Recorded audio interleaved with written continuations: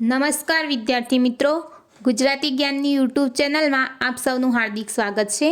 વિદ્યાર્થી મિત્રો, forest guard bit ગાર્ડનો નવો સિલેબસ ગુણભાર સાથે જાહેર કરી દેવામાં આવ્યો છે.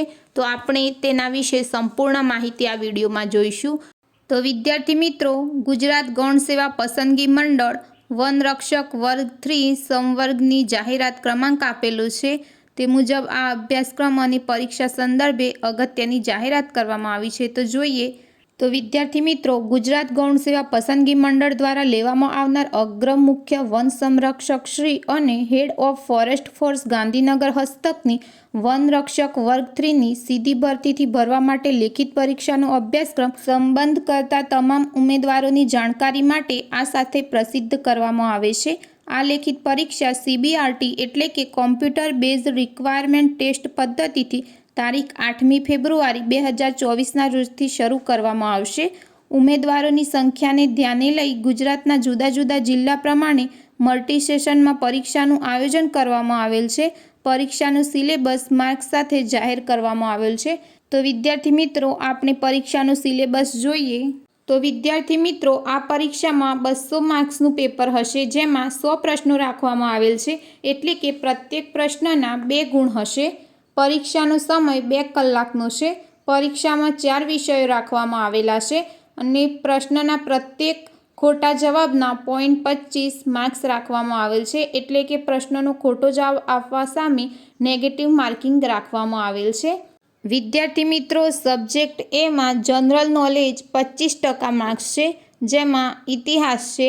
ઇતિહાસમાં તમે ટોપિક જોઈ શકો છો કયા કયા ટોપિક પૂછાવાના છે.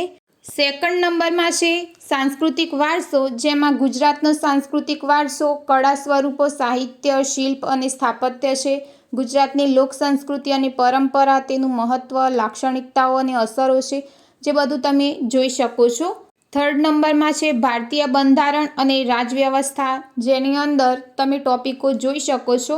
વિદ્યાર્થી મિત્રો, હું તમને જો એક એક ટોપિક કહેવા રહીશ તો વિડીયો બહુ લાંબો થઈ જશે, તો તમારે ટોપિક જોઈ લેવા. ચોથા નંબરમાં છે ભૌતિક ભૂગોળ, જેમાં ટોપિક છે વાતાવરણની સંરચના અને સંગઠન, આબોહવાના તત્વો અને પરિબળો, વાયુ સમુચ્ચય અને વાતાગ્રહ, વાતાવરણીય વિક્ષોભ, ચક્રવાત, જલીય આપત્તિઓ, ભૂકંપ, આબોહવાકીય બદલાવ. 5 નંબરમાં છે ગુજરાતની ભૂગોળ, તો તેની અંદર ટોપિકો તમે જોઈ શકો છો. છઠ્ઠા નંબરમાં છે વિજ્ઞાન અને ટેકનોલોજી, જેની અંદર ટોપિક આપેલા છે, જે તમારે જોઈ લેવા. 7 નંબરમાં છે પ્રાદેશિક તથા રાષ્ટ્રીય મહત્ત્વના વર્તમાન પ્રવાહો. તો આ સબ્જેક્ટ એ પૂરો થયો. હવે છે સબ્જેક્ટ બી, જેની અંદર છે જનરલ મેથેમેટિક્સ, જે 12.5% માર્ક્સનું છે. તો તેની અંદર પહેલું છે સામાન્ય બૌદ્ધિક અને તાર્કિક ક્ષમતા, તો જેની અંદર ટોપિકો આપેલા છે, જે તમારે જોઈ લેવા. તાર્કિક અને વિશ્લેષણાત્મક ક્ષમતા, સંખ્યાઓની શ્રેણી, સંકેત અને તેનો ઉકેલ, ઘડિયાળ, કેલેન્ડર અને ઉંમર સંબંધિત પ્રશ્નો જેવા ટોપિક આપેલા છે, જે જોઈને તમારે તે મુજબ તૈયારી કરવાની રહેશે.